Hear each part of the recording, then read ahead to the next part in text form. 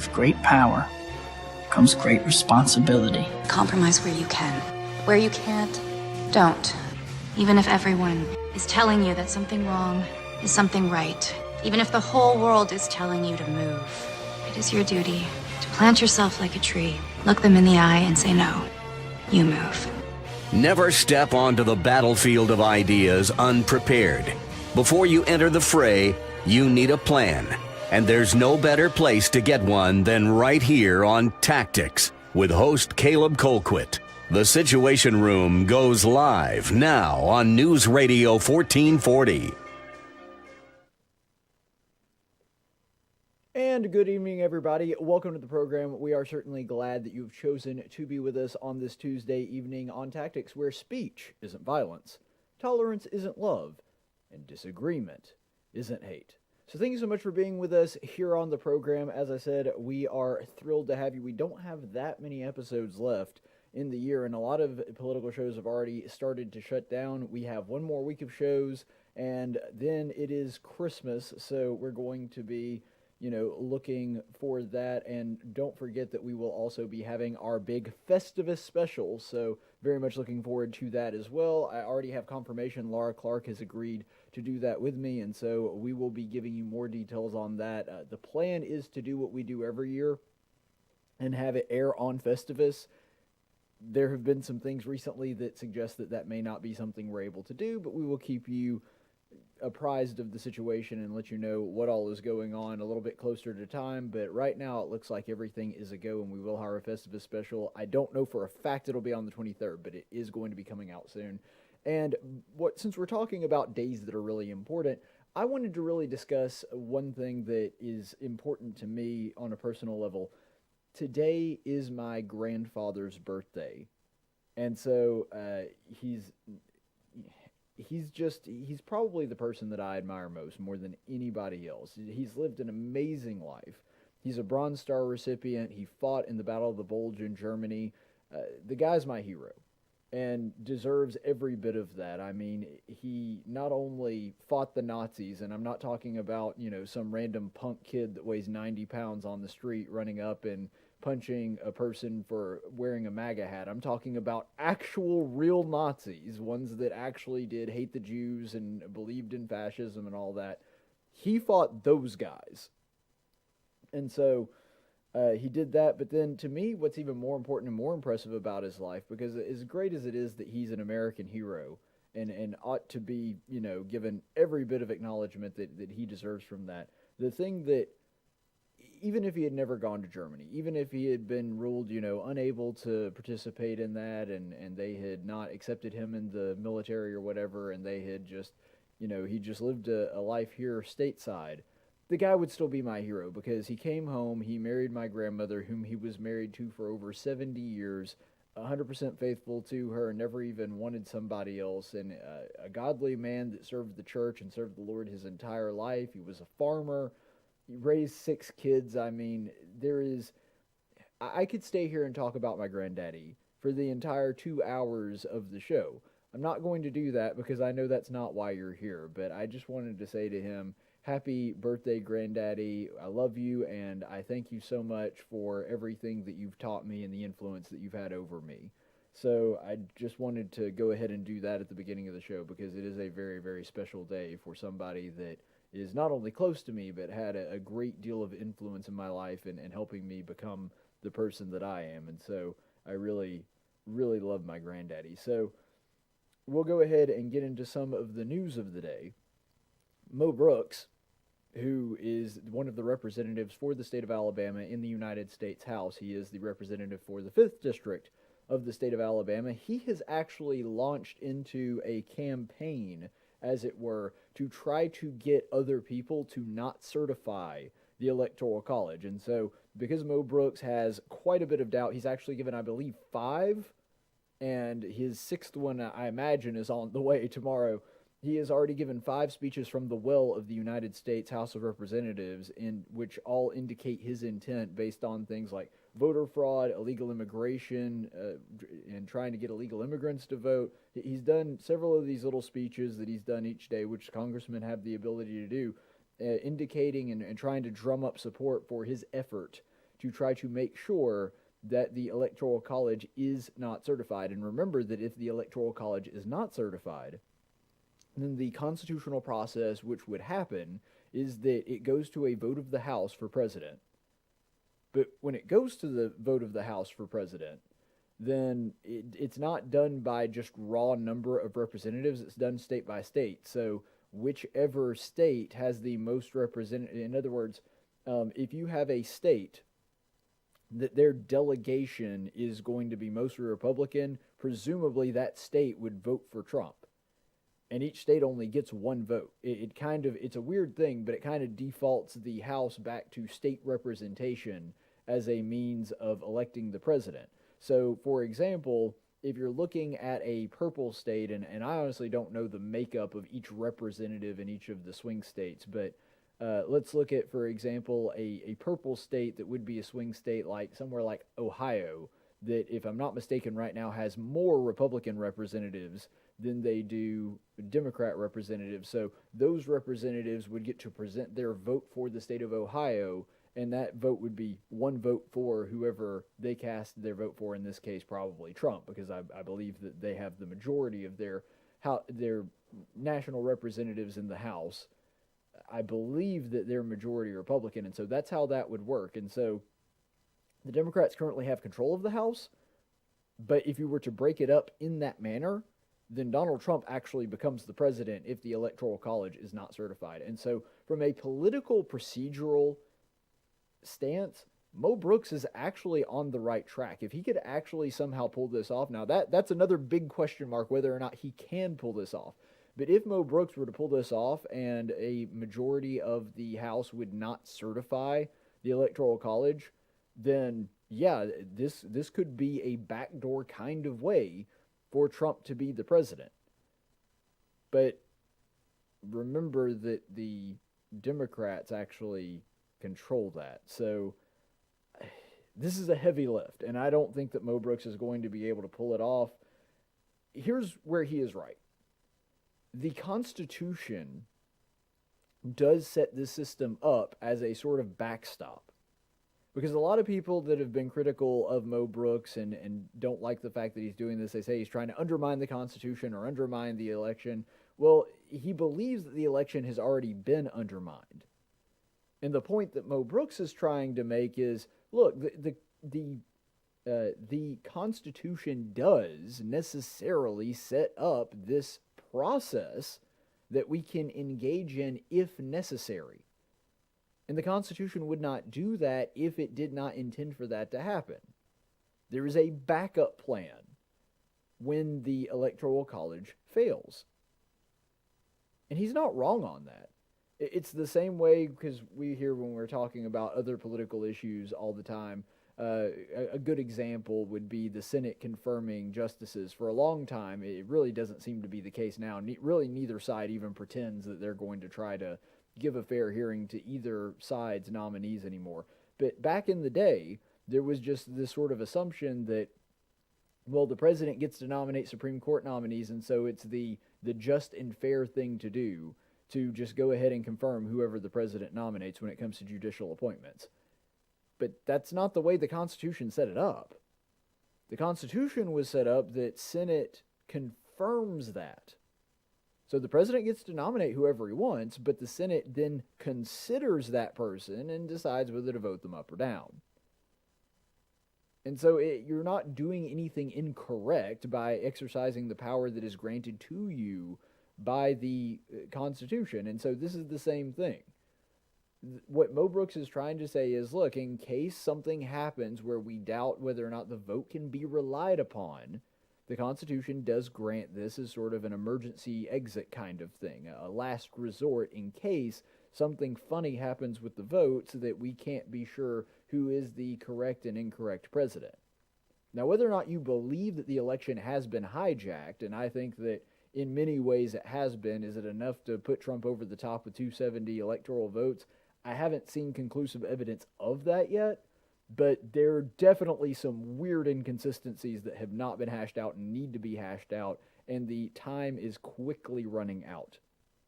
So, in fact, you need to be aware of this, that really tomorrow because today, of course, is the 8th. Really, tomorrow is the day we need to be concerned about, because the 14th is when everybody votes and the Electoral College vote is official, but the 9th is when everybody gets locked in. So in other words, the electors are there, and they basically, all the electors are decided on the 9th. And so this is a really, really important time for us right now, and we need to keep an eye on this, but I just don't see Mo Brooks being able to pull this off. And the thing that I don't want to say I'm rooting against this to take place with Mo Brooks. It's just, understand where I'm going here, and hear me out. As much as I do want President Trump to be president, and as much as I don't want Joe Biden in office, which I would say I want that even more strongly than I want Trump to be president, for sure. And I would also add in, as much as I am extremely skeptical of some of the things that have gone on in this election, I am scared about the precedent that this sends. Now, you may wind up agreeing with me or disagreeing with me. You may say, okay, yeah, it does set up a bad precedent, but that is worth it because of X. Okay, we can have that discussion.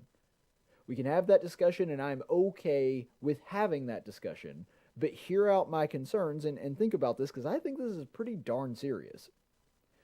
If Mo Brooks sets up the precedent that, because in the eyes of the Democrats, in the eyes of the American people, to a great degree, probably not all of them, but a significant portion of them, this is going to be viewed from an outsider looking in that doesn't know all the details and everything that's gone on and the funny business going on in various swing states. They're going to perceive this as just Mo Brooks and the people that side with him do not like the outcome of the election, ergo they're going to abuse their constitutional authority to overthrow the election because they didn't like the outcome. Now, is that a fair characterization of what's happening? No, I don't believe it is. Even if you ignore the fact that that Mo Brooks is doing this with, basically, if you give him the benefit of the doubt, if you give Mo Brooks the benefit of the doubt, you understand that he does believe this. You may not believe it. You may not believe that the level of voter fraud rises to the point to where this is an appropriate response to it, but Mo Brooks does. And so I don't think anybody could make a solid case that he's a bad faith actor, but a lot of people in the media and a lot of people in the American population as a whole, that's how they're going to see it. It may be incorrect, but regardless of whether it's correct or not, that is how it is going to be perceived. And if that becomes the precedent, the reason that scares me and the reason that I'm worried about that is because what happens is the next time that a Republican president rightly does win the election, but it's close, and, that could happen. They usually are pretty close. If you have a Democrat-controlled House and they say, you know what, we're just not going to certify the Electoral College, that's just, no, we're not going to do that. You see how they could kind of go back and justify, well, Mo Brooks did exactly the same thing. And so, even though I'm pulling for Mo Brooks, and I trust Mo Brooks, and I really want this to shake out in the right way, and I do think that whether or not Donald Trump legitimately won the Electoral College or not, I think it's at the very least extremely skeptical, extremely sketchy, some of the things that have gone on so far. But I'm not sure that this is exactly the right response and the right way to handle it. And I wish I had a good answer and a good replacement policy for this.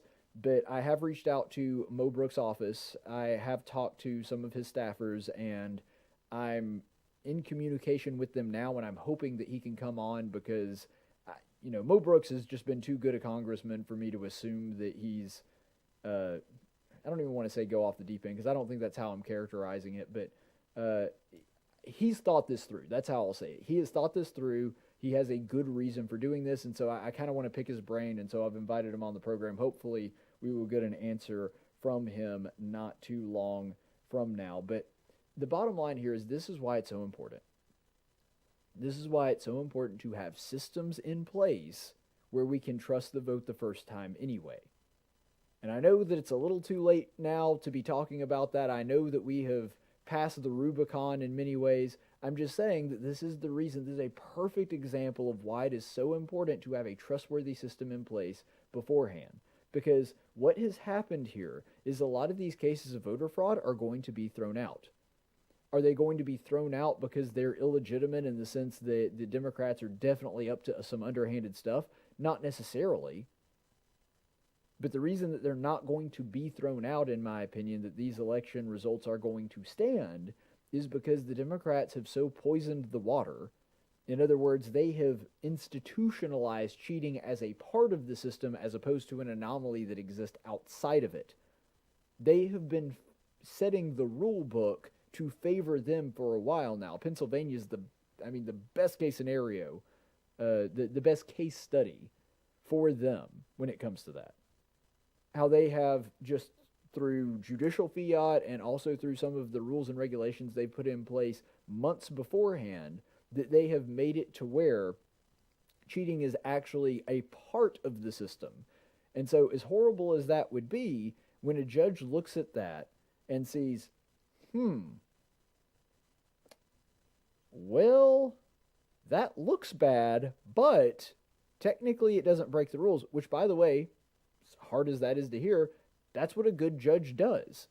Whether or not he thinks that it's fair or right or good, if the law says this, and the case that's presented before him would say that that is okay according to the law, a good judge is going to be one that says, yep, that's what the law says. I may not like it, may not agree with it, doesn't matter. That's what the law says.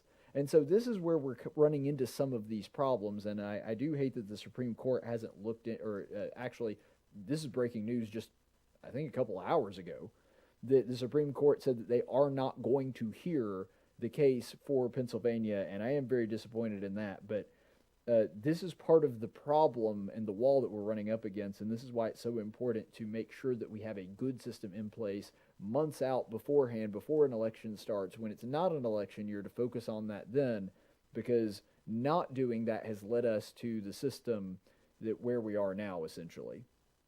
So that being said, there is another issue going on here in the state of Alabama.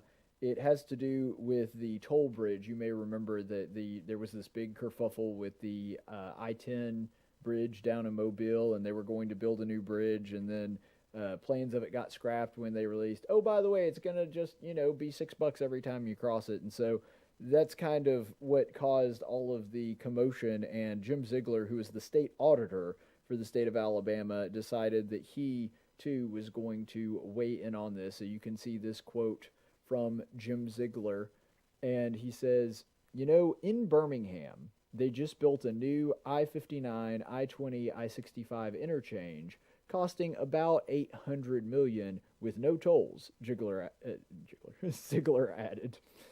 They can build the I-10 bridge with no tolls, and we're sticking to that. Now, on its surface, this doesn't seem like a bad point. But the truth is, this is a bad point for a couple of reasons, and I really love Jim Ziegler, and I know John from Millbrook, if he's watching right now, is going to be mad at me for saying anything slightly negative about Jim Ziegler. The man loves him some Jim Ziegler. But anyway, Jim Ziegler, normally I have a great deal of respect for Jim Ziegler, but at the same time, there's two reasons this is actually a very, very bad argument. First of all, the main reason is because he's fussing about the cost, and 100% agree with his stance on that and where he's coming from. The estimates on this bridge are ridiculously expensive, but the reason for that, the reason that it's so much more ridiculously expensive than the $800 million interchange that he's talking about, is because it had to comply with EPA regulations that were holdover from the Obama administration that said that each bridge, each new piece of infrastructure that's going to be over water like that, it has to be built to withstand the new water levels over the next 100 years. Now, this is based on garbage climate science that says that the ocean levels are going to be rising, so however many 100 feet in the air afterward. There's two reasons why that's incredibly stupid. I've already done a video on it, so I'm just going to kind of give you the brief version here. First of all, the bridge connects two pieces of road that, are lower than the bridge. Significantly lower, because they're trying to elevate this bridge to ridiculous levels so that in 100 years it'll still be sticking above where the climate scientists think the bridge and the water level is going to be. There's no way they could possibly know that. They've been wrong on basically every prediction. You remember that in An Inconvenient Truth back in 2006, the Al Gore movie, that they said that Miami was going to be completely underwater, and that the entire city of Miami wouldn't exist today because of how rapidly the water level was going to rise. Here we are in 2020, 14 years later, and yeah, Miami's still there. I don't know if Al Gore knows that or not. Maybe he thinks that the Marlins have just been playing on a stage and the whole thing was a hoax. But no, Miami not underwater. In fact, Miami's really pretty much the same as it's always been, and so are our water levels to a great degree. And when it comes to this bridge, I just don't believe that in 100 years we're going to have all this insane infrastructure. And also, in 100 years, wouldn't pretty much any bridge that we build be obsolete in a century anyway? Like, take the climate junk out of it. Why would we make a bridge that is specifically made to last for 100 years when, 40, 50 years from now, we'll probably need another bridge? And so it really is absurd on a number of levels, but this is the reality that we find ourselves in. And because of that, we complied with all these absurd regulations, and that's why the price tag was so ridiculously high. And presumably, the roads that it connects, because this bridge is so insanely high, if the water levels really did rise the level that they are predicting, wouldn't those roads be underwater? So you would have a bridge over water, but none of the roads connected to it would be accessible. Again, none of it makes any sense. This is just something that they are putting out there, and the reason that it was so expensive, I think that the most recent estimates that came out of the governor's office were like 40% of the cost of this bridge were due to the EPA regulations that suggested this. So that's part of the reason that this is a bad argument, and it's not Jim Ziegler's fault. It's just he's thinking like a rational human being, and these regulations that are causing the price of the bridge to skyrocket, those are the thoughts of irrational human beings. The second one, which is a little bit more critical on Ziegler himself, it's not just an argument of ignorance here. An interchange, that's a lot different than a toll bridge. That's a lot different than a bridge in general. An interchange does not lend itself to tolls. So the interstate interchange is just a bad analogy to a bridge. Now, if he had compared it to a different bridge that the Alabama Department of Transportation had overseen the construction of, okay, might be a good point. But an interchange, can you imagine if they tried to put tolls on an interchange, like people zipping around and trying to get in other lanes, and they're like, oh, hang on, we've got to charge you for this. And also, the whole point of a bridge, and specifically this bridge, is you can get everywhere that you need to go without using the bridge. The bridge would just make it easier and faster. And so the interchange is now a necessity. If you want to get from road A to road B, there's not a route around it. You're not just shaving time off of your trip. You have to get on this interchange to get to the other road. It's the only option here. There's not really a way to go around it. There's not really a way or a good place to take up tolls, and so it's a really bad analogy. You got to compare apples to apples here, and Jim Ziegler just kind of falls short on that. So it's not a good comparison, but ultimately, one of the things that I find really interesting is, again, and I'm a big fan of Jim Ziegler, but this is one area where I actually find myself disagreeing with him. You see, he seems to believe, and I think that I understand where he's coming from on this, that we should be working towards a goal of having a bridge with no toll.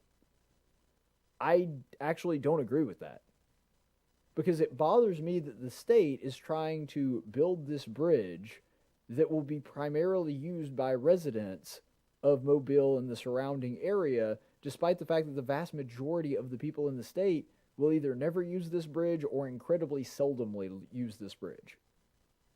See, I've always been a believer in, and this comes from my ideas about limited government, I believe that local government should have the most autonomy as humanly possible, but I also believe that coupled with that is the responsibility for them to pay for their own stuff. If they're going to build a piece of infrastructure or a park or whatever else it is they decide they want to build, that's fine with me. I think that they should have the maximum amount of liberty to do whatever they want to when it comes to those things, but I also think they ought to bear the cost as well. It makes no sense for people in Ozark and Opp and Auburn and Tuscaloosa and Montgomery and Birmingham and Huntsville. It makes no sense to have all of those people pitching in on a bridge they may not ever even see. The thing that I do like about the tolls is that they would mostly affect the people that are actually using the bridge. Now, do I think it should be $6 each trip? That seems a little steep. And I certainly think that we could build this thing and cut the cost if we could figure out a way to get rid of these ridiculous EPA regulations. Frankly, my stance on that would be, say, screw the EPA regulations, we're just going to build it ourselves, and if the EPA wants to come down and try to enforce it, then more power to them. I really don't think that the EPA is going to be able to take us out. They're not, they're not the United States Army. So I would be fine with just straight up ignoring the regulations and start construction regardless and dare the EPA to try to stop me. But anyway, that being said, I think that you could make it for less money, and I do applaud Auditor Ziegler's efforts to keep the cost down. That is something that he and I are 100% on the same page on.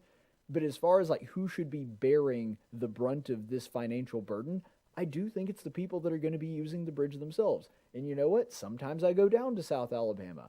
I might wind up using this bridge at some point, and I will happily pay the toll that one time if it means I don't have to pay the toll, many, many times over as a part of my taxes, even though I might only use the bridge a couple times a year at the absolute most. I think the guy that's going to be on it every single day commuting, he ought to be the one paying for the bridge. And you know what? If they find that there's a whole lot of people that don't want to use the bridge and they'd rather just skirt around it and go the other way that they normally did and let it take a little more time, that's fine.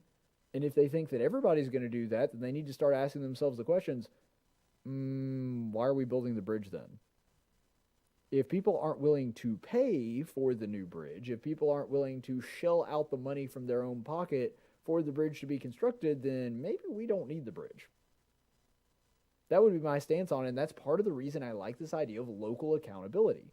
Because people tend to spend other people's money with much more liberty than they do their own.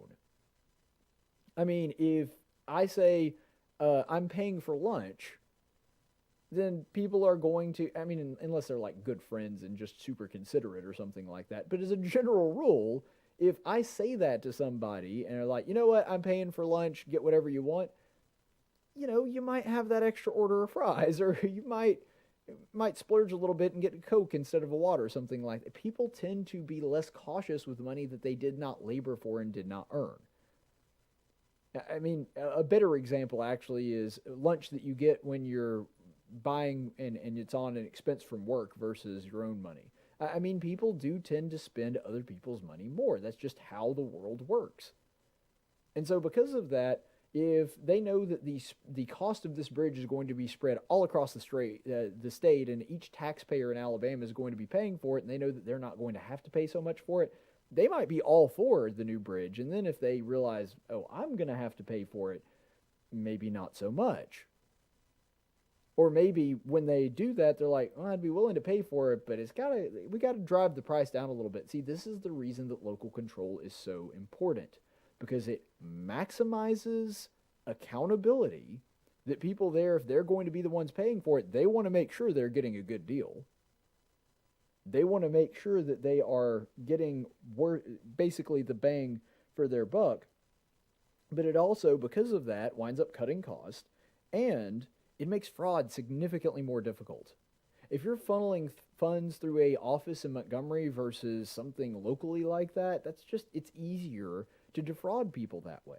Now, that being said, because I do think that a toll would actually be the preferable way to pay for this bridge, I do think that the toll should be reasonable, and I think the toll should be gotten rid of the second that the bridge is paid off.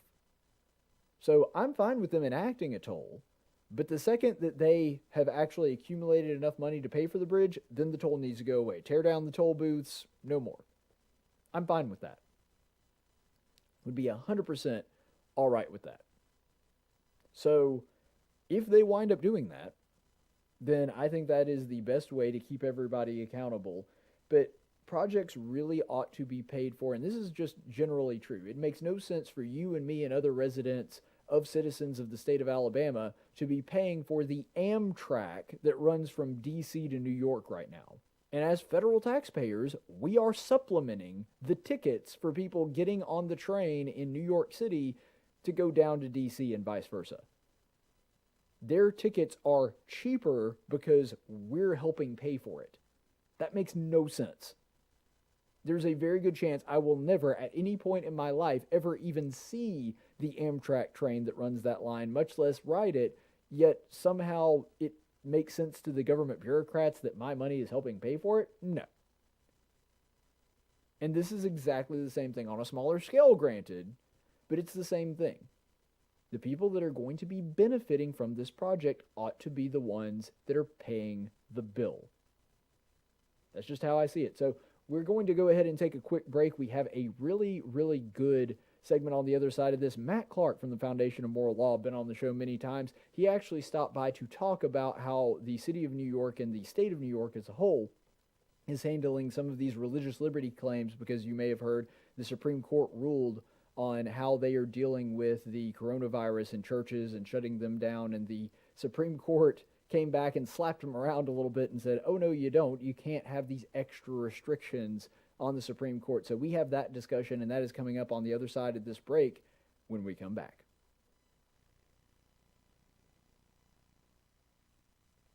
While we're taking a break from the show, I'm going to be taking a break too, a little snack break from InsomniaCookies.com. That's InsomniaCookies.com. Now, they do have physical stores. They're not just an online company. So if you do happen to be in Mobile or Birmingham or Auburn or Tuscaloosa, be sure to stop by one of their stores. I'm sure they'll be glad to see you, give you a fresh baked cookie right then and there. But if you're like me and don't live in any of those locations, you do have to order online, and they will send you this fantastic box, a box just like this from InsomniaCookies.com. What you'll do is you'll get that, you'll pull it out, and you can eat the cookie normally.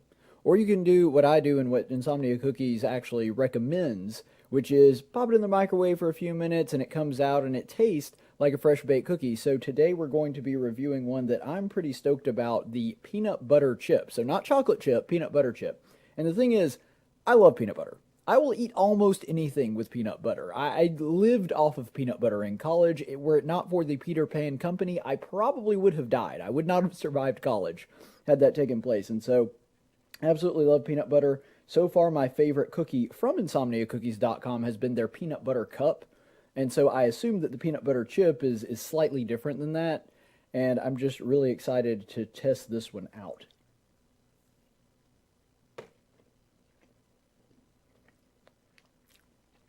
Okay.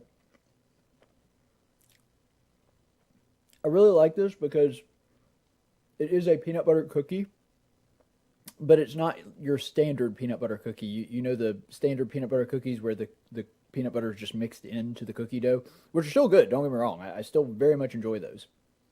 But this is a little different than that. I don't know if they've actually worked peanut butter into the cookie dough on this one, or it's just standard cookie dough. But I actually like this better because you can taste the peanut butter a little bit more. It's a little less consistent, so if you like consistency, this may not be for you. You'd probably prefer the traditional peanut butter cookie. But I actually really prefer this version. I think that the peanut butter chips make the peanut butter flavor pop a little more, and you can taste the sort of peanut butter consistency in the cookie itself. It sort of mixes it up a little bit. It's kind of the difference between just having a chocolate cookie and having a chocolate chip cookie. This is the peanut butter chip cookie, so that makes sense. Oh, yeah. Got a really big bite full of peanut butter chips in that one. This is a really good cookie. This is one of the best ones that I've had so far. It's not as good as the peanut butter cup one. But if you're a peanut butter fiend like I am, you just can't get enough peanut butter, I would highly, highly recommend the peanut butter chip. This is a fantastic cookie. One of the best ones that I've tried so far, and that is high praise because InsomniaCookies.com has some really good cookies. So this being one of the better ones, That is very high praise from me. Check them out at insomniacookies.com if you want to get the peanut butter chip cookie. That's insomniacookies.com.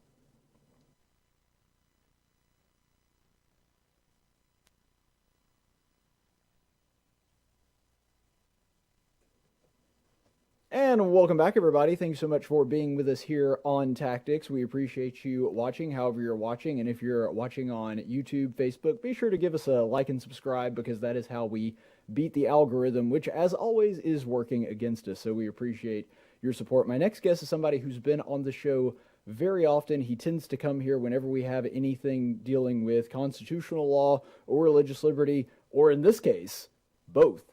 So we're going to go ahead without further ado and go to Matt Clark from the Foundation for Moral Law. Thanks for being with us, Matt. We appreciate you being on the program this evening. Well, thank you, Caleb. It's always an honor to be asked to come on the show with you, and always have a good time talking about stuff with you. So thanks for the invite. Yeah, well, I invite you as often as I can, because I feel like the audience gets tired of hearing me talk about it. So Well, they get tired of hearing me talk too. So this particular case that I've asked you to come into, for those of you who may not know, it deals specifically with Andrew Cuomo and some of his restrictions that he's placed, and a Catholic diocese, if I'm not mistaken, is the one that filed this suit to try to say, well, you can't discriminate against churches and restrict them in this way when it came to the COVID-related restrictions. So if you could just give us some background and context on that case. Sure. So yeah, you're absolutely right. This case was brought to the Supreme Court from the Roman Catholic Diocese in Brooklyn, New York, and it involved a question that hopefully, if we've been paying attention, has started to cross a lot of our minds right now. Mm-hmm. Whereas we all acknowledge that COVID is a very real problem, and but we have to start asking questions about how far is too far with the government, issuing restrictions as they try to fight this. Mm-hmm. And in this case, in my opinion, this was one of the most egregious religious liberty violations as the states try to figure out how to deal mm-hmm. with COVID. There has been a wide range of how states have chosen to deal with the coronavirus, and especially as it relates to churches. But yeah, Andrew Cuomo in New York, his restrictions are some of the worst. Like a lot of other governors, he is making this stuff up as he goes along. So we don't have a legislature getting together to even debate how to do this. It's one man calling the shots. Right, and that's been one of my big criticisms, not only of the state of New York, but most of the states, including Alabama. Some yes. of the things that Governor Ivey's done, even the things that I agree with, I'm like, yeah, but she doesn't have the power to do that, and even if she did, I'd feel a lot more comfortable if the legislature was actually in on this at some level. Yeah, I agree. I mean, governors have executive power, and I think there is a case to be made that, when emergencies hit initially, maybe governors have some inherent power to be able to take immediate action to deal with an emergency, but sure. that can't go on for too long, because otherwise you start crossing the line real fast into the governor making law, and that's mm-hmm. legislative and executive power combined, and that's just tyrannical. That's why we separate powers and why we're not okay with this. Mm-hmm. So yeah, that's been a big problem in New York, especially. Governor Cuomo's been very heavy-handed, and by the time this came up to the Supreme Court, Cuomo had classified different areas within the state, and New York City in particular, kind of according to a color coding system. If you found yourself in a red zone, then unless you were an essential business, you could have no more than 10 people in a place at one time. And this is specifically talking about houses of worship, churches and synagogues and the right. like. And personally, Matt, I really appreciate you explaining what to do once you're in a red zone, because as an Auburn fan, I'm not used to that. So same here. Yeah. Lord have mercy on Auburn. I'm still, yeah. War Eagle anyway, though. Yeah, War Eagle. I was wearing an Auburn mask at work today, and one of my coworkers said, "Oh, come on, this has got to be a joke, right?" I'm like, "No, this is called loyalty. I'm still sticking with them even when they get whooped." Right, but yeah, in this red zone, and he's offered these restrictions, and I believe the particular zone that was in question was one that was in an orange zone at the time, I think. There were a couple, as I remember it, because it dealt with Brooklyn, and there was a companion case brought by a Jewish synagogue that alleged pretty much the same claims. Right. And so some of these places were in red zones, others were orange. Orange isn't much better. You can have up to 25, but then that's it. But the problem was, in both of these cases, whether you're in red or orange, the governor made a long list of exceptions for businesses that he considered essential. And there were a lot of secular businesses that could stay open, ranging from grocery stores down to laundromats, and even liquor stores. Some of the governors have been reasoning we're going to have a major problem if the alcoholics can't get their alcohol. And I mean, on the one hand, okay, I get there may be something to that, especially if you're dealing with domestic violence situation. But something is very wrong when the governor says, "All right, liquor is essential, but church is not." That's pretty bad. That should be a big warning sign that maybe we've ski-daddled off the right point at that time. I mean, that was one of the big issues that was brought up by Gorsuch in his concurring opinion. Concurring, yes. Yeah, done too much Me Too stories lately, I guess.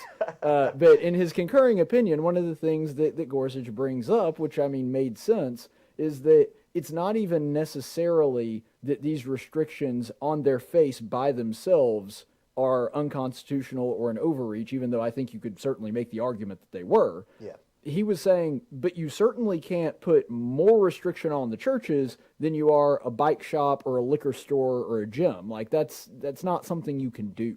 Yeah, bingo. I was a big fan of Gorsuch's concurrence. He was not only saying the right things, but he was absolutely on fire and pulling no punches as he wrote. So I thought he did a great job with that.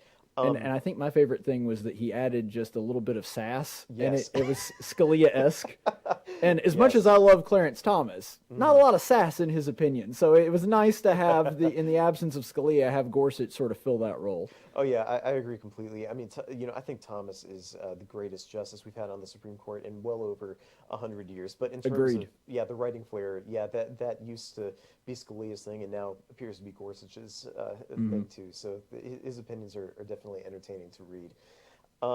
But yeah, like the court as a whole, there were 5 justices, and this goes to show the difference that Justice Barrett made. Because there were similar challenges that came up to the Supreme Court before Barrett was appointed, and the court denied the application for immediate relief 5-4 both times, with Chief Justice Roberts joining the liberals. But you had Thomas and Gorsuch and Alito and Kavanaugh who all would have stepped in and stuck up for the churches. Well, so that block of 4 plus Barrett voted to stand up for the churches and give them the relief that they were asking for. Right. So procedurally, this was not the way the court typically does things. They usually get a cert petition, they grant it, they hear oral argument on both sides of the case, and then they make a final binding decision. This was a request for an injunction while the petition was pending. So what that means is they're asking the court to step in and say, okay, as we're figuring out what to do, you have to hold off. You can't keep beating these churches up, all right? So that it's a temporary order, but it's a good sign, because for the court to give that, they have to conclude that you're likely to succeed on your claim. So for right now, that is a very good sign for churches across America, because what it signals is that we have 5 justices that are not going to be turning a blind eye to churches if the government's either targeting them or treating them unequally with secular businesses, even in the midst of a pandemic. So that was good. And I really think one of the important things about this opinion is that it helped in a different way too, that I think a lot of people may not have thought about, because taking the judicial, I guess, rigmarole out of it and just looking at it from a human nature standpoint, for several months on end now, we have seen governors that have been acting like mini dictators. And that's largely because so far nobody has stopped them or said them that they can't do something. And so if nothing else, even if you didn't necessarily agree with the opinion, which of course I did, but even if you didn't necessarily agree with the opinion, I think that most people would agree that it is at least a good thing for the governor to be reminded, okay, there are some limitations to what I can do. Just because there's a virus doesn't mean I suddenly have unlimited power. And so that reminder could have sent out a signal to other governors, especially as several of them are considering going back into some sort of lockdown, that maybe I should be a little bit more cautious about throwing restrictions on churches. Yeah, I agree completely. I mean, I think you and I would both agree that one of the basic problems with human nature is we're not naturally good people. So if you Right. send a message to anybody who has all power in his hands that he can get away with whatever he wants, he's going to abuse that before too long. And that has happened all across the country. Definitely happening in New York. Very bad situation there. But you're right. It is a win for liberty across the board and for the rule of law, for a court to finally step in and say, look, just because there's a pandemic doesn't mean that you can do whatever you want. We're still a constitutional republic and not a dictatorship, even in the midst of a pandemic. Yeah, I think a great example of that is a story that I actually covered on my previous episode that I think is just it's such a microcosm of where we are as a country right now and how we value religion versus other secular things. A California church actually reclassified itself as a strip club. Yeah. So I saw that. they're like, we got to start calling ourselves a strip club, because that way we'll get more rights and more liberty and have more freedom to worship if we do that. Which, I mean, it means that the strip clubs are being treated better by the government than the churches. Yeah. I can't remember if this is the same case or not, but I think in San Diego there was a court case where there's a strip club that brought a challenge to some of Right. these COVID rules That's they why want. they did the redesignation as a result of that case. Okay, yeah, there's something very wrong where you know, in the pandemic the strip clubs can meet but the churches can't. I loved in John MacArthur's case. I loved how he opened the first sermon after. Oh yeah, I love that defying- clip. Yeah, welcome to the Grace Community Church peaceful protest. That was perfect. Not mostly peaceful, just peaceful. Yep. But, Cuomo argued, and this was sort of his rebuttal and something he made not just afterward, but during the case itself. He said, well, this case should be dropped because these restrictions aren't even on the churches anymore. We've actually scaled back the restrictions, Yes. and so because of that, this case is a moot point.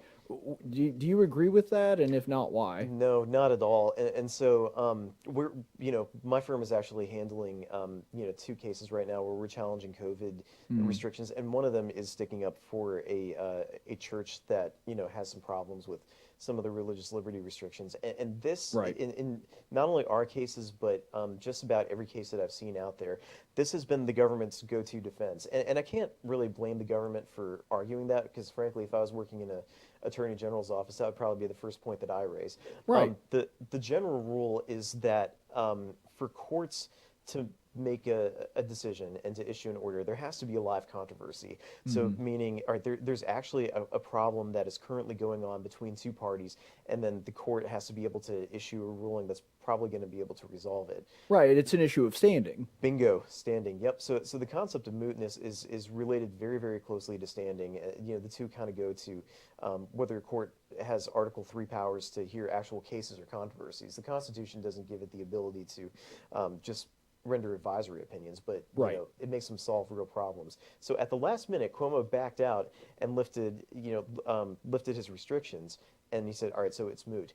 The problem is, this is not the court system's first time around the block. We have been seeing actions like this for well over 100 years, and because of that, the courts have recognized an exception to the mootness doctrine, saying that if a matter is capable of repetition but evading review, then the court can go ahead and solve it. And to prove that, you have to prove that that there's a very substantial likelihood that these people are going to find themselves in the exact same situation again. Right, and that's the thing that's so frustrating about that defense is he's like, well, it's a moot point because they're not under this anymore. It's like, yeah, but you didn't even remove the law. The law's still there. They could presumably go back into a orange or a red status, and then you would have it all over again. I could kind of see his point if the law was off the books, but it's not. Yeah, you're absolutely right. And to be, if you let people like Cuomo get away with this, then it really opens the door to even more shenanigans that you saw there. In the case that my firm is handling out of Louisiana, I compiled, in our latest filing, I compiled the list of every order that our clients have been subject to from when this broke out in March up until now. And it was something like about 20-something orders. And if you want to be technical about it, and if you want to change, if you want to count how the orders change ever so slightly, our clients have been subject to about 20 different orders.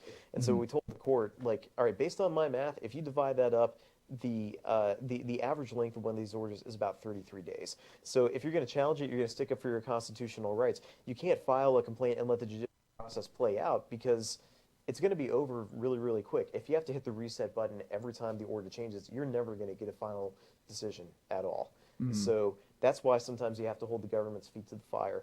And there are some Supreme Court decisions saying that the government's voluntary relinquishment of its wrongful conduct doesn't make a case moot, because sometimes you can sue the government and they realize, uh-oh, we stepped in it. We're going to step back out, but then when the court's not looking, we're going to step right back in again. And I think that's, Right. that was a big complaint to what Cuomo was doing. Well, and that is the issue with what Cuomo was doing exactly, is because it seemed as though because right after this thing was filed is when he started changing the parameters of what qualifies as an orange zone or a red zone. And so it seems as though that was a direct reaction to, and he was specifically trying to do that to make the argument, well, you can't change your policy to make the argument after the fact that the previous regulation that was in place was legally acceptable. Well, that's not how this works. Yep. And so, I mean, it would be almost like in a football game, if you get a offsides penalty called on you, you're like, well, we're not offsides now. well, yeah, but you were when we threw the flag. That's the problem. That is an excellent analogy. As always, you're able to come up with fantastic analogies. Well, thank to you. Explain complicated legal stuff. So that was good. I appreciate that. So anyway, one other thing that I wanted to ask you, Matt, is could the government put some restrictions on a church? Because we've been very specific with this particular law in this particular case.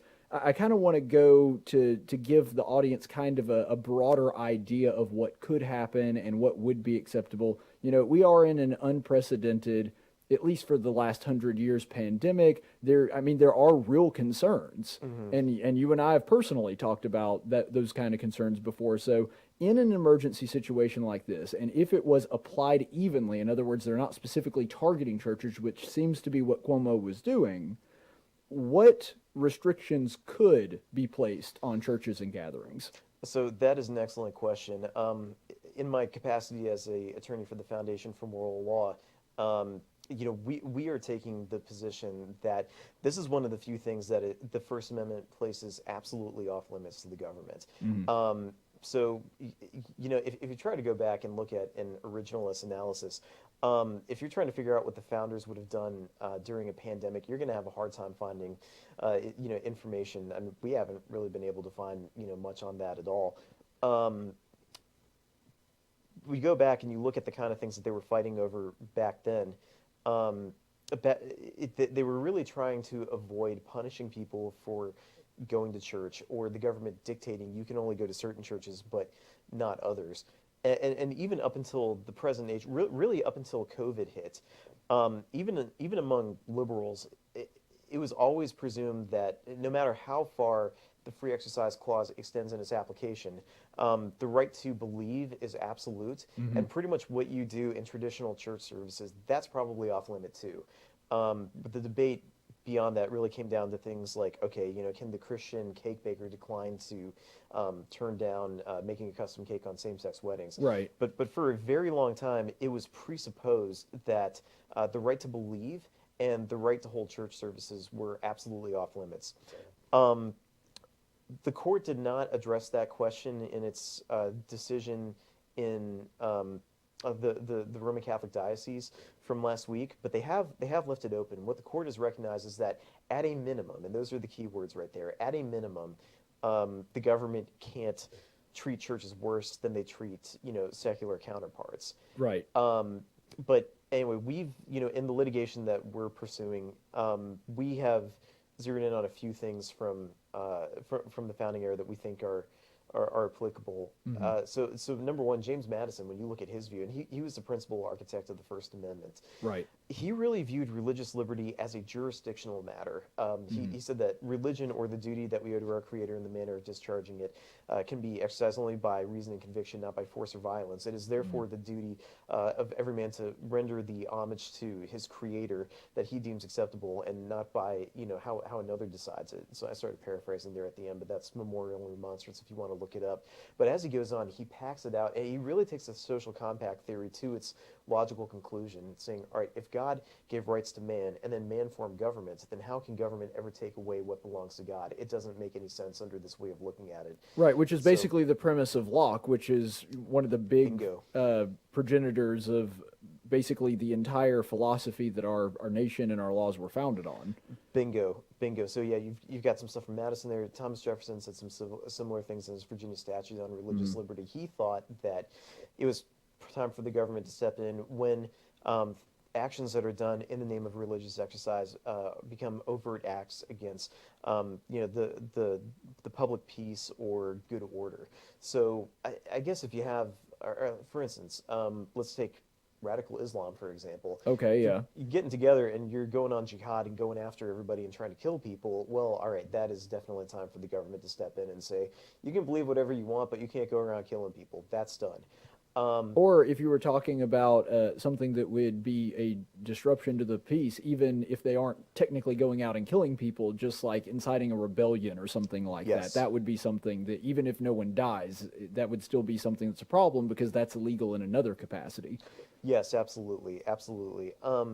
So in addition to what some of the founders have said, there have been some statements in some key Supreme Court opinions that we're also bringing up that we think work in our favor here. Employment Division versus Smith and Iverson versus Board of Education. Those are cornerstone religious liberty cases, and a lot of religious conservatives don't like them because they were kind of bad decisions. But even as bad as they were, both had points where they recognized saying, regardless of what you can and can't do, you can't stop people from going to church. Iverson, 1947 decision. This is the very first time that the Supreme Court invoked Jefferson's wall of separation of church and state, and sadly took it out of context. And that's part of the reason why nowadays you see things like if you set up a Ten Commandments display at the county courthouse, the ACLU comes after you. However, for all its flaws, the court at the beginning of the opinion said, look, there's some pretty clear do's and don'ts here, and the Establishment Clause, one of the things that's pretty clear on is that the government cannot force people to go to church or force them to stay away from it. So we zeroed in on that and said, that's what's going on here. Yeah, and that was kind of one of the points that I made, which is we have a First Amendment, and it clearly has freedom of religion in there. If that's not to protect you from a government saying you're not allowed to worship the way you want to, I don't know why we have it. Like, that's basically as far as it goes.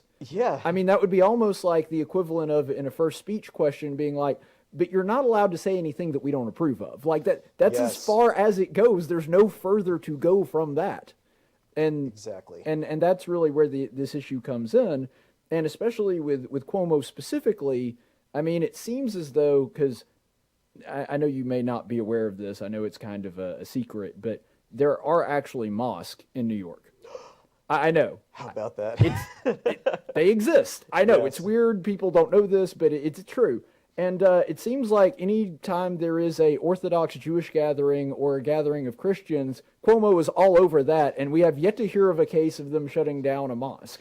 Yeah, that's a good point, and that's something about the left that just makes me scratch my head. I think you probably saw this too, but if we back up 5 years and we go back to some of the lawsuits when they first started arising, where the left was coming after Christian bakers who didn't want to bake the cake for same-sex weddings. Right. Stephen Crowder, who I think is just wonderful, he went undercover. I love this story. Yeah, he went undercover into Dearborn, Michigan, which has a very high Muslim population. He pretended to be a gay man who was asking them to bake a gay wedding cake. He comes up to this Muslim cake baker looking very effeminate. It's like, I want you to bake me a cake that says Adam and Steve forever, or something like that. And the guy's like, no, I'm not doing that. And he caught about 5 of them on camera. And then, when he was done with that, he said, now listen, I completely support the right of these Muslim cake bakers to not do this. But my whole point is, where the heck is the outcry from the left? Because it's the exact same thing, except when the Muslims do it, you want to give them a pass. When the Christians do it, you want to crack down on them. And Cuomo's doing the same things in New York City. He's cracking down on Christians and Jews, but giving Muslims a pass to do whatever they want. Right, and not just Muslims, because, of course, that's more of one that it's sort of it's sort of an argument from a lack of data, which I typically don't like to make, but it is kind of bizarre that in all this time, there's not a single mosque in New York that's ever gathered anywhere. Like, that seems unlikely to me. But on top of that, it's not even just those cases. We know for a fact that people like Cuomo and de Blasio and other big-name elected Democrat officials have actually gathered in giant gatherings for things like Black Lives Matter, and it's okay when they do it. It's just not okay for you to get together with 11 people and take the Lord's Supper. That's way too dangerous. That is well said, Caleb. I agree completely. In our case that we're handling out of Louisiana, so our client is the pastor of a Pentecostal church, and he holds the belief that verses like Hebrews 10:25 are to be taken absolutely literally. Not forsaking the assembly of the brethren means, all right, you got to show up in church in person, and so that's your angle that they've been fighting with. Right, which, by the way, I just want to interject here really quick before you finish your point. I don't necessarily see it that way. I see the gathering as something that doesn't have to be in person per se. Spiritual gathering is enough for me, but it doesn't matter. He believes it. He has the right to do it. Bingo. For what it's worth, I see it, the same way. But when it comes to the First Amendment, the law really doesn't care one way or another which point is theologically correct. Right. What it tries to do is it shouldn't. It tries to maximize individual liberty, and this is one area where I think, even as badly as the Supreme Court has messed up the free exercise clause, this is one thing where it's gotten it right, has been in cases where there have been, beliefs that have come up that, may be considered unorthodox, even within a particular person's denomination. The court has done a pretty good job of holding the line and saying, we don't really care. What we care about is that particular person believes is what God requires of them. So because of that, the free exercise clause applies, and we're going to be very, very careful with how he treads on this. We're not going to say things like, that's not what the Bible says, or this isn't even what your denomination thinks. There is a line from a past Supreme Court case saying the law knows no heresy, and I think on that regard, it's absolutely right. There was a story just recently about a church having a ceremony, like a celebration ceremony for a trans person, which I think is an extremely high form of blasphemy, and every single one of the people that participated in that, they really need to search their soul because they're in danger of the hellfire, and there's just not a gentler way to put it. You're absolutely right. Celebrating something that God would absolutely condemn as a sin, but they still have a right to do it. Like, I don't want government agents going in and stopping them from that. No matter how strongly I disagree with their stance, I still don't want their religious liberty trampled upon. Yeah, agreed. So a lot of this comes back to, what Jesus talked about with render to Caesar what is Caesar's and to God what is God's. And by the way, that scripture is starting to be cited in some of these COVID religious liberty cases where the courts have ruled, in our favor. They've pointed out that, the government has some limits on what it can do, and it seems some of the courts even seem to be acknowledging the truth that God is real and that this might be a problem, but we're going to leave it up to him to judge rather than letting the government step in. So yeah, when Jesus said that, he was recognizing a couple of different spheres of jurisdiction. There are some things in which the government does have the legitimate right to step in and tell you what to do, but then there are some things that you owe solely to God, and because of that, regardless of whether you screwed up or whether you've gotten it right, it's off limits to the government. You leave that up to God alone to judge. So I agree with you completely. In the case of the transgender thing that you were talking about, I agree. I think that's heresy, that's sin, and I think God's going to deal with them for it both in this life and in the next, unless they repent. I really fear for them. Right. But the government doesn't have any business, stepping in and stopping that. So right, I mean, churches nowadays, especially in bluer states, have ceremonies all the time for gay weddings, which I believe is just as much blasphemy as that is. But you know what? That's their right to do that if they want to do that. Agreed. So I do kind of want to, because we haven't gotten nearly technical enough yet, I do want to get even more into the geek side of this on the procedural side. What does this say about the court going forward? Because I think this being the first big religious liberty case that we've gotten since the new justice joined the court, what does this say about the makeup of the court and what we can expect in the future on religious liberty cases and then kind of as a whole as well? Okay. So that's a good question. So I think number one, what it says is that in religious liberty challenges to COVID-19 orders. If you have cases that look like this case that has arisen out of New York, where there are very tight restrictions on religious liberty, and the state is being very lenient with secular counterparts, the court is likely to step in and defend religious liberty. And so they are sending a message not only to Governor Cuomo, but also to the entire country that you're not going to get away with it. Sadly, John Roberts dissented. I've been trying to figure out Roberts. I just read a very lengthy biography on him, and even his closest friends refer to him as an enigma. And I think that is a good way to put it, because sometimes it's very hard to nail down exactly what's going on with him. I do think he's a conservative at heart, but I do think he also has a weakness. In his role as a Chief Justice, he really is very sensitive to criticisms that the court is partisan, and so sometimes that can actually bully him into failing to step in when he should and stick up for constitutional rights. We saw that in the Obamacare case most specifically, and then the second Obamacare case where he reached even further to save Obamacare from an attack. And in the two religious liberty challenges involving COVID orders that came up before Barrett was confirmed, he was a swing vote and he sided with the liberals. So I think a lot of people are concerned about that. A lot of conservatives have been very disappointed in John Roberts, but I think this pretty solid 5-justice conservative majority that we have now, I think it sends a signal to the country, both in religious liberty cases and in other constitutional cases, that we can relax a little bit. We don't have to hold our breath and wonder which side of the bed John Roberts is going to wake up on a given day. We have 5 justices that seem to be very concerned about doing the right thing. See, I do have a question about that too, and I'm not disagreeing. I'm just asking because Sure. I want to get your take on it. When you say solid 5 conservative majority, how solid is Kavanaugh? That's a good question. I think he is solid. I think he's more solid than a lot of people perceive. So, I mean, I think he's clearly more solid than Roberts. I don't think Yes. anybody would argue that at this point. But is it really solid and safe? Is kind of my question. So the technical lawyer answer is, well, it depends. That frustrates the heck out of everybody, and It understandably does. so. So Kavanaugh, I think a lot of us were kind of rightly concerned about him at the beginning, and I think he's definitely not as solid as Thomas. But it's strange. In certain cases, he's been more solid than Alito, and then in other cases, he's been less. Kavanaugh is a little bit more complicated. So by his own confession and by the confession of the law clerks that have worked for him, including Judge Walker, who wrote probably one of the strongest religious liberty opinions on a COVID challenge that the country has seen. Right. They have described Kavanaugh as a textualist first. So, unlike Scalia, he might not put as much emphasis on original intent, but he takes the words of the Constitution very, very seriously, and same things like statutes.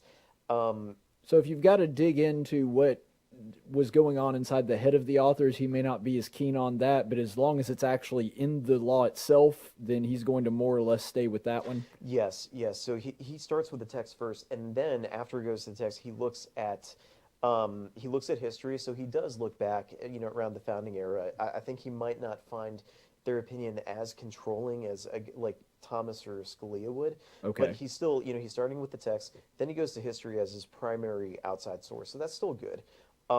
He looks at the structure of the Constitution as a whole to try to figure out, when you take this particular provision together, with everything, you want to make sure you get the context right. And I think up until that point, all of that is fine. And then finally, the last step in his analysis is, what does precedent say? And that becomes problematic when precedent has gotten screwed up. So at the end of the day, he walks through a problem in that order, and I think he puts the weight in the order of things that I just described him in. And so sometimes that leads him to make very, very good decisions. Even sometimes he lands to Alito is right. But I think what people are concerned about is sometimes it's like, I'll take the text of the Constitution, original intent, and precedent, which includes bad precedent, and I'll throw them in a blender and see what comes out. So sometimes that means he comes out to like Alito's left. Sometimes Alito's right, depending on what's going on. So basically, if he's weighing those in terms of priority, he tends to be pretty good. If it happens to be a case where he just kind of like, all right, we're just going to consider all of those things and shake up a bag, and whichever one we happen to pull out, that's the one that we're going to go with this time. That's where he starts getting a little bit less secure, because he might draw out precedent as opposed to whatever else was in the bag. Yeah, I think so. I've read some of his opinions. He thinks the judicial power clause of Article 3 does give the judiciary the power to make binding precedent. And I think that's why he feels it's his constitutional duty to kind of adhere to precedent. I commend him for trying to ask the fundamental question of, how do I resolve this conflict between what the Constitution says and what the courts have held? I mean, he's trying to take a crack at it, and it's something that judges don't do a lot nowadays. I do think he gets it. I think he's a little off in that regard. Because I tend to agree with Clarence Thomas that if there's a clear conflict between precedent, what the Constitution says, your oath is to the Constitution. So that's why, you go with what the Constitution says if you can't reconcile the two. That's what I love about Justice Thomas. He basically says precedent is useless. Yes. Because he's like, the only time anyone brings it out is when they agree with it, and they disregard it when they don't. So Bingo. It's basically worthless. Oh, yes, agreed. And the folks that rely on precedent to disregard the Constitution, the funny thing is they say, well, this is about the rule of law. I'm like, if it was about the rule of law, you would stop being so selective in which ones you choose. Right. You'd apply it even-handedly across the board. Well, and that becomes the issue with precedent as well, is that precedent becomes the poison root of the poison tree, which leads to poison fruit. Bingo. And that's the problem, is that when all of a sudden that becomes your guiding compass, I guess, as opposed to the Constitution itself, then you wind up just error begetting more error, and it just continues on. So the doctrine of precedent, I mean, in my opinion, should just be disregarded completely. But, I know that there's a lot in the legal field that are different about that. But I do think that, this has been a good discussion, and if nothing else, this speaks well to what we can expect from the court in the future. It makes me feel a little bit better about some of the decisions we're going to have. Maybe we wind up with some procedural stuff when it comes to government regulation that I don't necessarily agree with the court on with this makeup. But it seems like on religious liberty, the court is going to be a much more reliable backstop than it has been in the past. Yes, I agree with you completely on that. Even within the conservative bloc of justices, I tend to think that Thomas is really the only one that you can rely on to get it right in just about every case. Right. And obviously because he's human, he makes mistakes too sometimes, but it's pretty rare. I really wish we had a court of 6 Justice Thomases. We don't. The rest. I would totally be in favor with that. In fact, since the Constitution gives no stipulation on how large the court has to be, I'm cool with just parsing it down to Thomas. Yes, fire the rest of them, make Thomas Chief Justice, and he rules the Supreme Court. No hate, towards ACB or Gorsuch, but I'm fine with just being Thomas. Yeah, I agree. But I will tell you what, it's this court, though, I think it is it's a completely standard deviation better than any court that we have seen in the past.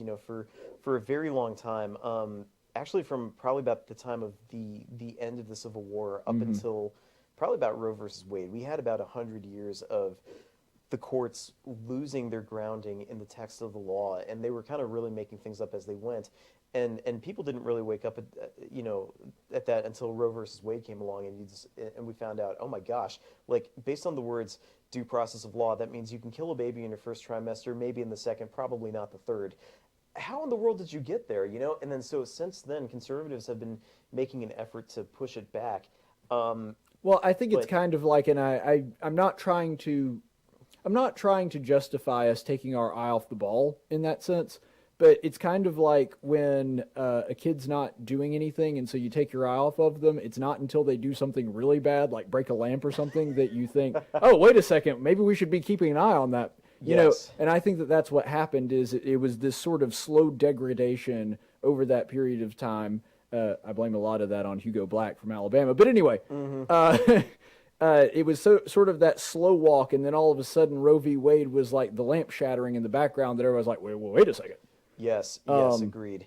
But, sorry, go ahead. Well, I was going to say, probably from about that point up until, up until now, conservatives have been trying to get better justices back on the court, but we took a step towards fixing that, but probably from about the Reagan years up until now, what we had was a few reliable conservatives and then a couple of justices that were appointed by Republican presidents who, after they got there, we found out that they're pretty wishy-washy. Guys like, people like O'Connor and Kennedy, yeah, especially those two. And then so it left us with a situation where, you got a very clear liberal bloc, a very clear conservative bloc, and then the swing votes in the middle. I think for the first time, definitely since Roe versus Wade, and even probably far back before that, we now have a very solid majority of justices who I would describe as conservative, and I would even count Roberts in that equation. He is a conservative at heart. He's not like Kennedy, where you're far more generous than I am.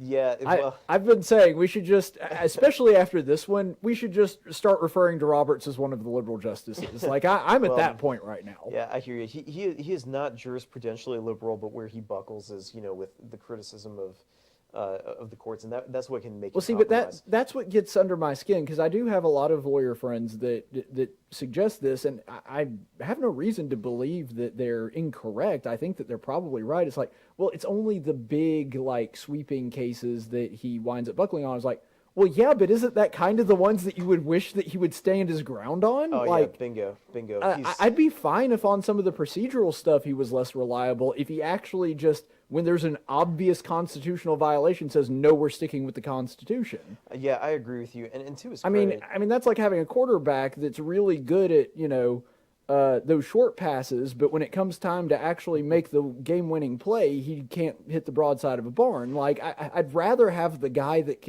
is reliable when you really need him.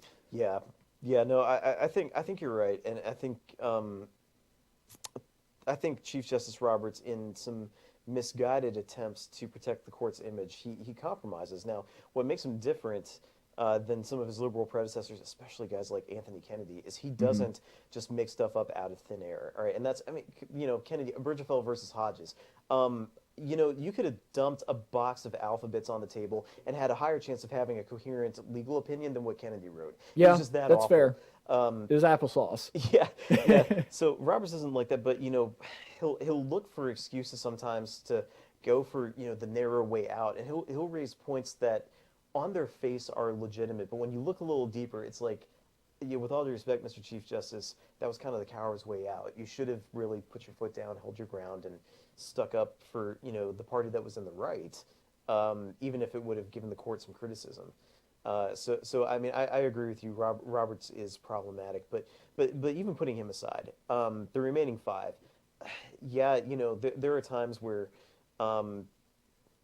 with the exception of Thomas, I think the others can stumble. Well, maybe not Barrett. We have yet to see what she's going to do. Right. It's way too early to give an opinion one way or the other on her, I think. Yeah. But I will say, probably for the first time in a very long time, we have at least 5 justices. Well, and I'm going to count Roberts because he agrees with this in theory, who agree that it's the judiciary's job to say what the law is, not what the law should be. And that is important. Yes, and that, I mean, if you can, get the judiciary consistently applying that principle, then Roe versus Wade goes away. Bridgefell versus Hodges goes away. A lot of these cases have been so problematic for the civil rights that we care about. A lot of those go away. So, is the court perfect? No. Heck, I mean, and do I wish some of them were a little more solid? Yes. But I'll tell you what, this is a better court than I have ever seen in my lifetime, and I think probably since at least before the New Deal. Well, I'm sorry, I'm messing my words up here. At least since the New Deal era. I think that was another big milestone, is when FDR threatened to pack the court. Some of the justices started bending, and they, Right, which was so radical, his own Democrat-controlled Senate said, no, we ain't doing that. Yeah, exactly. But yeah, I'd say this is the best court that we've seen in a long time. I think we've got at least 5 that are going to be pretty good on sticking up for what's right and what the truth is, and applying the law to the facts as it stands, and being willing to go back and undo bad precedent when it actually conflicts with the Constitution. They might not do it as fast as I would like them to do. Thomas is the only one who, in my opinion, gets right to it and gets right to the heart of the matter.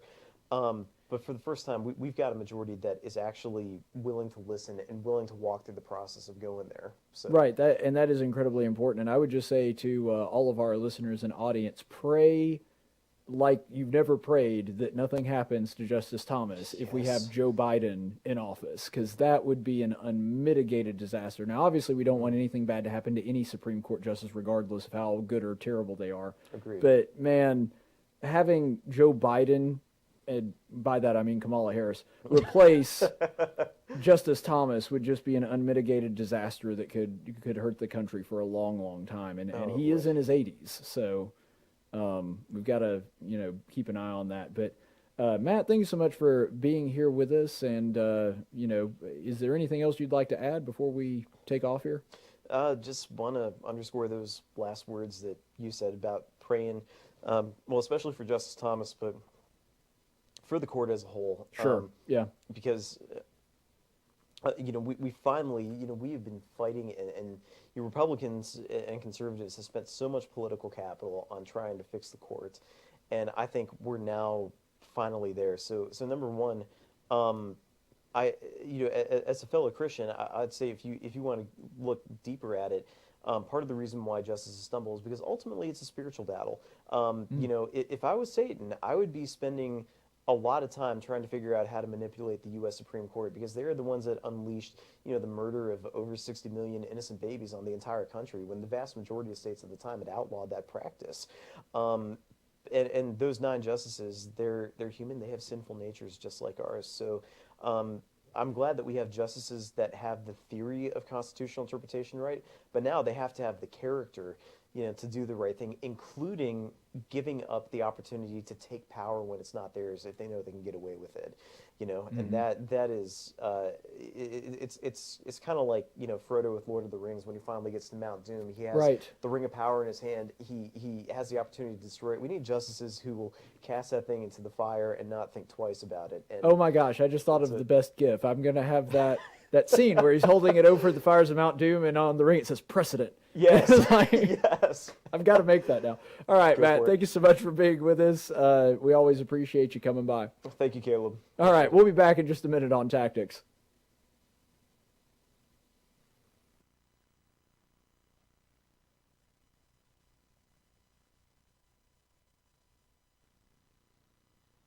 Hey, where you going? Champ? Slugger? Hey, cowboy. Where you going? Where you going? I'm going out!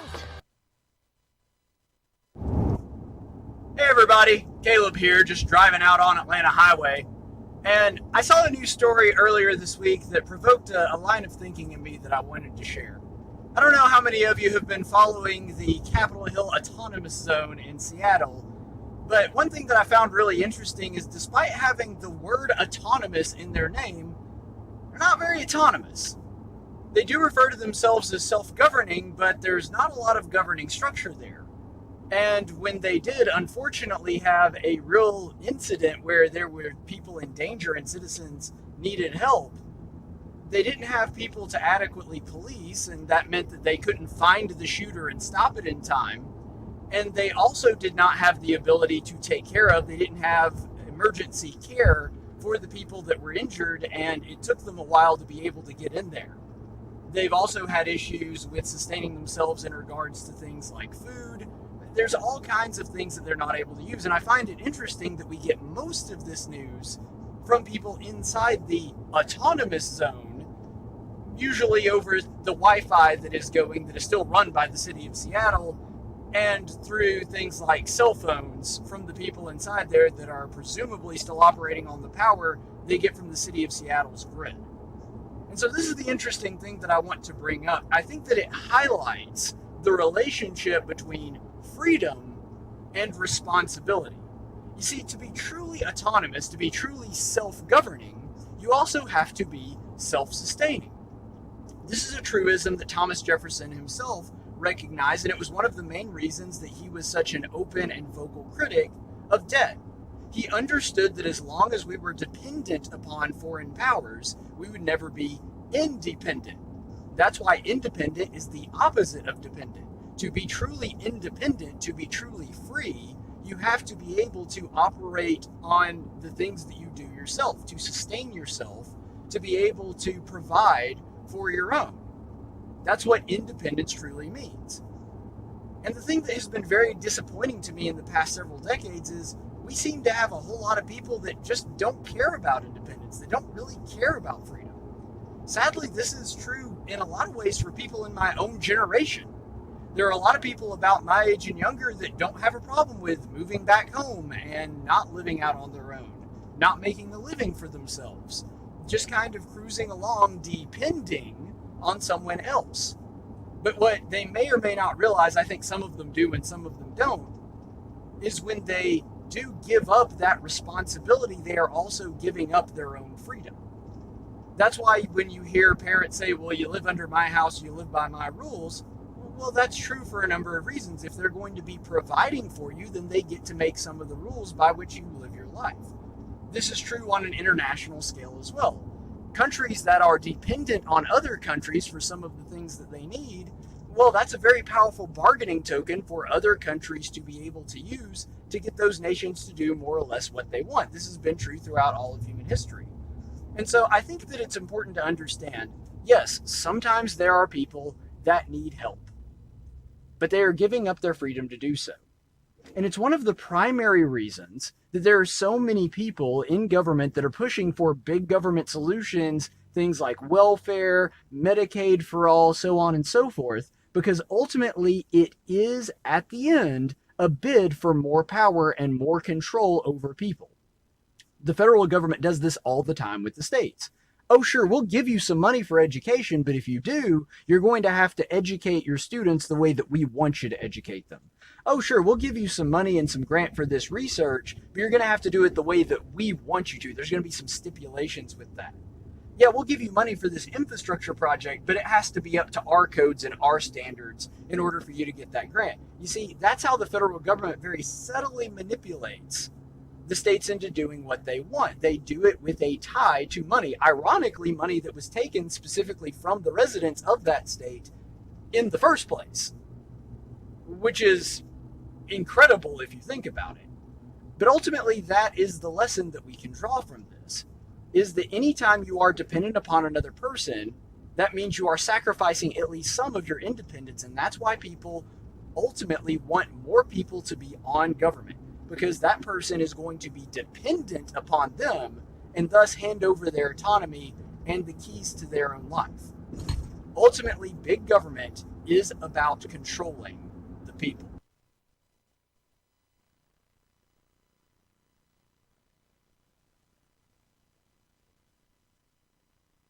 No, you messed it up.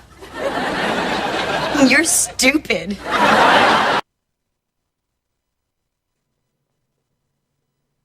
And welcome back, and for our daily dose of stupid today, usually our daily dose of stupid is kind of funny and goofy, and it's usually stupid but harmless stupid, or at the very least, stupid that doesn't have a direct harm on somebody. So it may be something stupid with someone's ideology, and the ideology itself may be harming people, but not on the broad scale.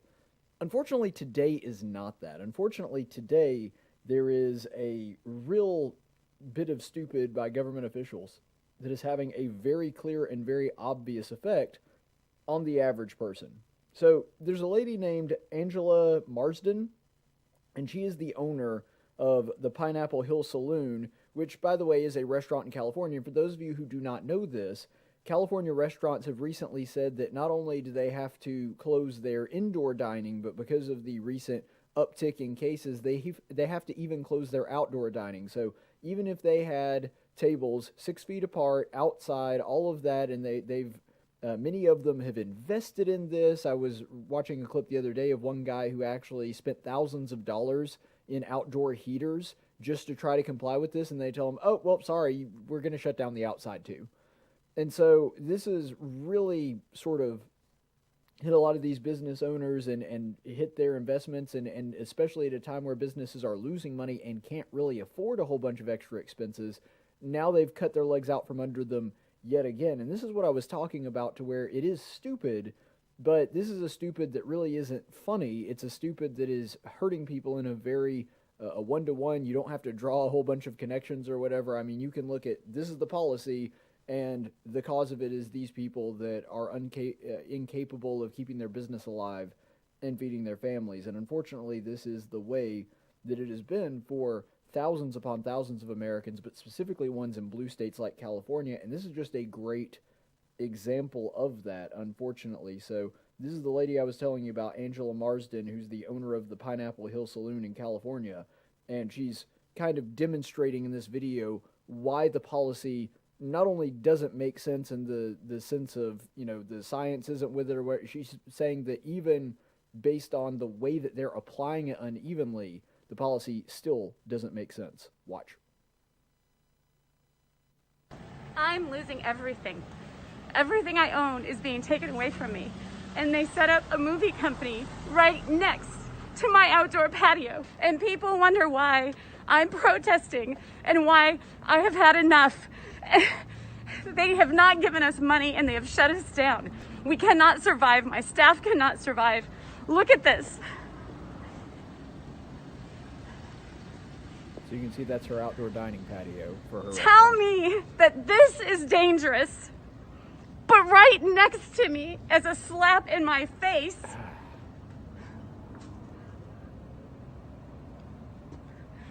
that's safe. This is safe.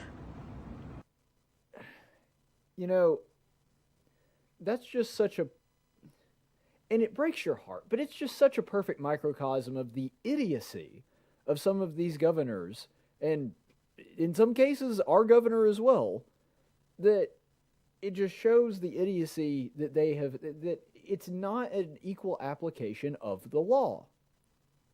This is a person that runs a business that isn't doing this for free. She's doing it because it's how she provides for herself and her family, presumably. And for those of you who might just be listening on the podcast, I'll go ahead and describe the sort of scene that she just displayed there. You can see it on that video. She has a dining area that the tables are 6 feet apart and it's outside, and I don't know, maybe that holds 30-ish people at the absolute most. And then she pans over and there's a dining area that's set up for the people that are working on this movie studio that is like, at the very least 6, 7, 8 times larger than the one that she, right next to her business. I mean, maybe 30 yards apart. So it's dangerous for her to do that. It's not dangerous for the movie studio to do that. And why is that? Because believe the science, guys. We've got to believe the science. We've got to believe that this virus is just too dangerous for people to eat outside. But, if you're making a movie, then the virus is going to leave you alone. I mean, see, here's the thing. The virus is a movie lover. And so because of that, it's not going to do anything that might interrupt a movie, but it hates restaurant goers. And so because of that, if you're 6 feet apart from somebody outside in a dining patio, then the virus is just going to leap right over to the next person. It was never about the science. And this is a great example of that. It was never about the science. It was never about it being too dangerous. It was never about an abundance of caution. It has always been about politicians covering their own butts. That's all it's ever been about. So politicians can look at this and say, this is a great crisis, and look what I've done to try to stop it. And when the case numbers are going up, they're saying, yeah, but look what the measures that I've done to try to slow it down.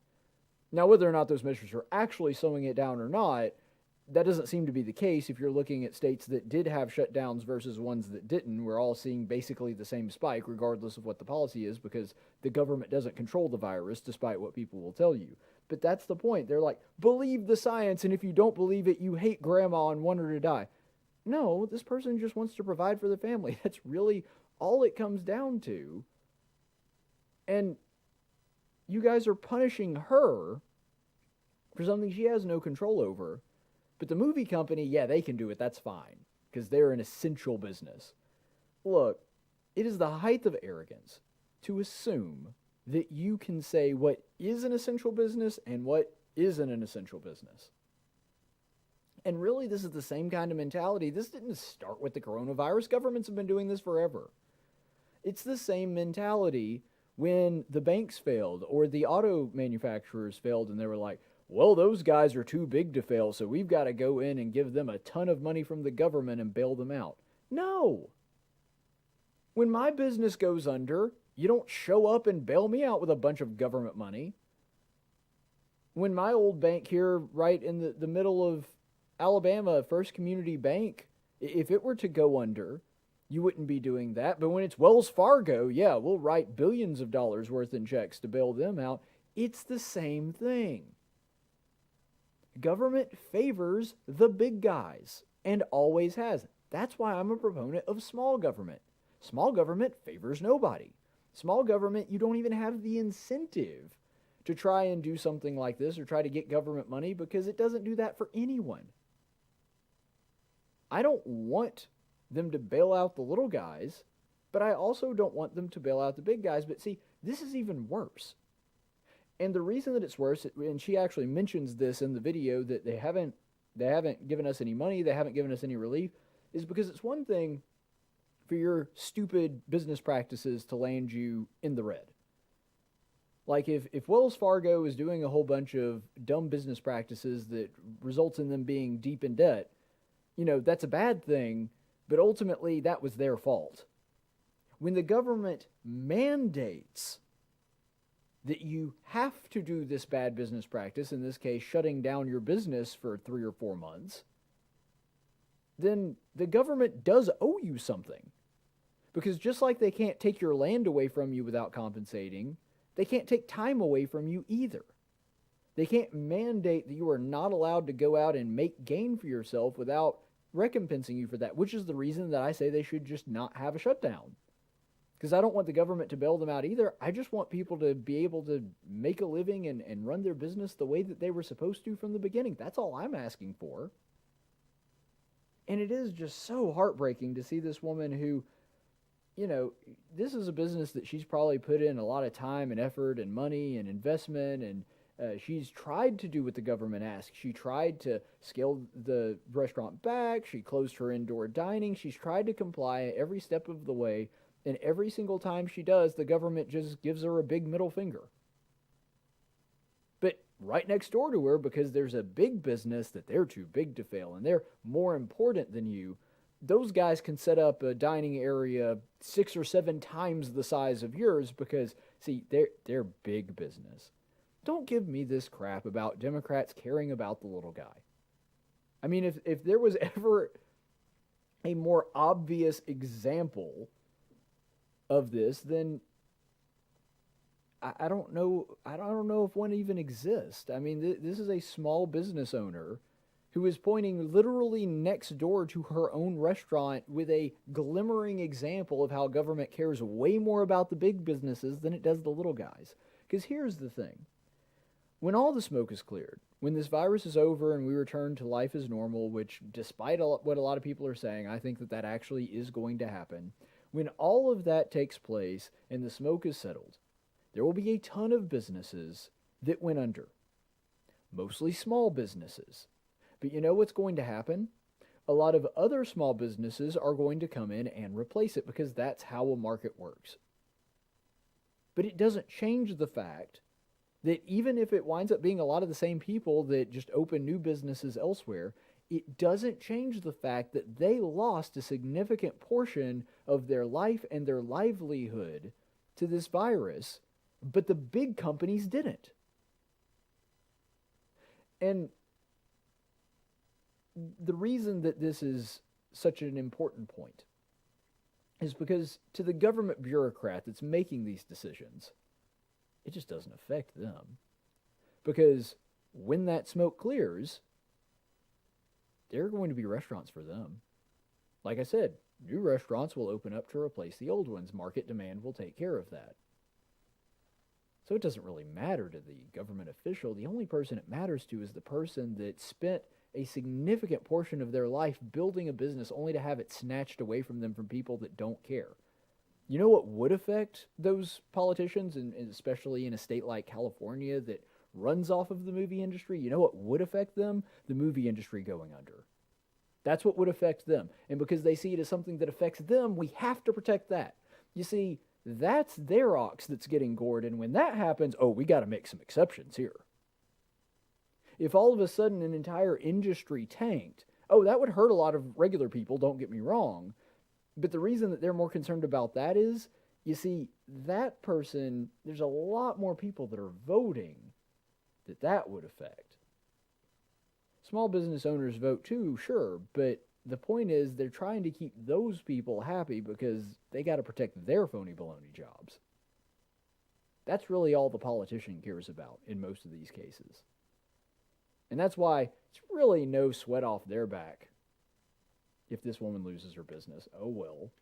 You know, you have to break a few eggs to make an omelet, right? Except to that person, it's really important.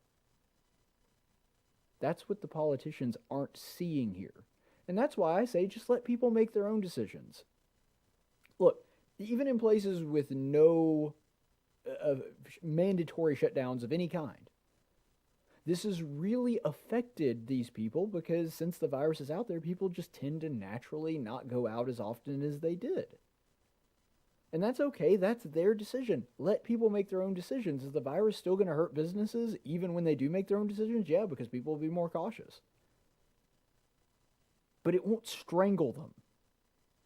Do you know that since this whole thing has started, since we have seen this pandemic take hold of our economy, you know what businesses aren't struggling?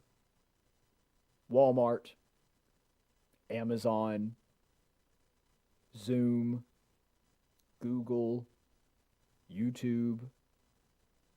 Basically, all of the big companies are doing really well, especially if they happen to be involved in either the creation of PPEs, some kind of telecommunication, or, as we started out, a delivery service like Amazon that's delivering goods to people. But there have been thousands of business that have just gone under. Mom and pop places that they weren't allowed to keep their doors open, and in the meantime, Amazon replaced a lot of their customer base. And so now they don't have the ability to do that. They don't have the ability to compete because Amazon just got so far ahead of them because of how they've grown. I think the last statistic I saw was like 400% in online sales. So don't give me this garbage about Democrats caring about the little guy and wanting to make sure that their jobs are protected. They simply don't. It's all smoke and mirrors. Because Gavin Newsom and the mayor of LA, the movie industry going under would hurt them. And that's why they are very concerned and must keep that open. Whether or not this woman loses her business, not really much of a concern for us. Whether or not she loses her business doesn't affect us. And they're doing all this despite the fact that it's not going to keep one person safe from the virus. Look, the thing about central planning is that it always benefits people at the center. The thing about big government is that it benefits people in the government. And that's why these people are proponents of it. Because they're in the center. And they're in the government. And so that's why they like that planning. You know, works for us, screw everybody else. That seems to be the way that Democrats think about these things. Let's go to the chaplain's report. In 1775, the Continental Congress created the Chaplain Corps. Under the command of General George Washington, each soldier was required to attend worship service every Sunday. While other armies advanced on their feet, Washington's troops advanced on their knees. It's time for the Chaplain's Report with Caleb Colquitt on tactics. And welcome back. Thank you so much for being with us. The Chaplain's Report today, we are going to be continuing our series on the book of 1 Samuel. So for those of you that don't remember the last one or weren't here for the last Chaplain's Report, so King Saul right now is plotting against David.